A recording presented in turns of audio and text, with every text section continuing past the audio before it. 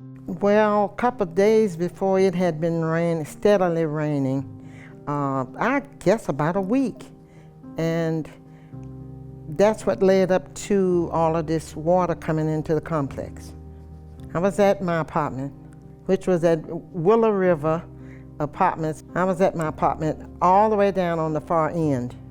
Well, my husband and I, we noticed that the river had gotten high in the back and that the drains started to fill, but the drains would fill anyway when it would rain, so we just thought that the drains would fill and that would be it. So later on, the water started getting higher and higher, and we noticed that it was getting so high, he took one of our cars up to higher ground in the complex, and we lost it. So then as it got higher, it covered the cars that was parked in front of the buildings, and one of our neighbors went over. He lived across from us, so he went in his apartment, had to get retrieve something. So he thought he had drowned because it was a couple of feet from his bottom apartment ceiling. So all of a sudden he started coming out, and he didn't know which way to go because the cars were all covered with water. And my husband said, "There's some cars along there, try to get up on one of those." And then he threw out a line, but panicked and didn't hold on to the other end of the line so he could reel him in. But he finally found the cars, and then he swam on into the building. And so that was already almost up to second floor, the water was. Finally, maintenance, and I don't know whether it was people from the fire department or what, but they came down with the boat.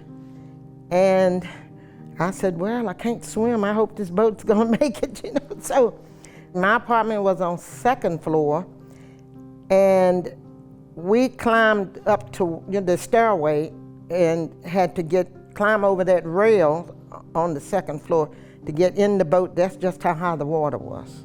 So we climbed over in there, and they took us to higher ground. So I think they made like 2 trips from the end that we were at the bottom of the complex. So they took us all the way up to about farther than middle ways the complex in the boat. They let us off, and then we was on our own. We kind of piddled around during the day until somebody had made some arrangements for us to go to the Civic Center.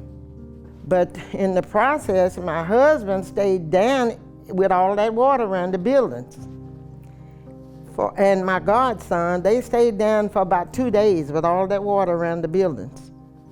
I think they were on 3rd floor because my godson lived on 3rd floor. So they stayed up on 3rd floor, and he said, well, the water was around the buildings and they kept hearing noises, and the wind was blowing tin that had came loose. And he said, well, I don't know what we're gonna do.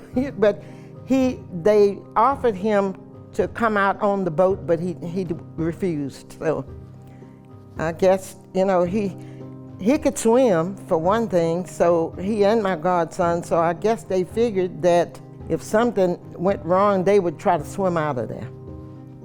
Well, we went to the Civic Center, and they had all kinds of people helping out, food and stuff like that. And then I think our kids were still at school, so I think the road was blocked. They were up toward where the VA is, and the schools were. So we didn't get them until about 7, 8 o'clock at night at the Civic Center. The teachers came with them. And that was a great thing. They looked out for them. It was just, I don't know what to say about it. I was just kind of upset, and then I was thankful that we had saved our lives. We didn't drown, and then that the maintenance guys did a great job of getting everybody out of the complex. It was a terrifying day.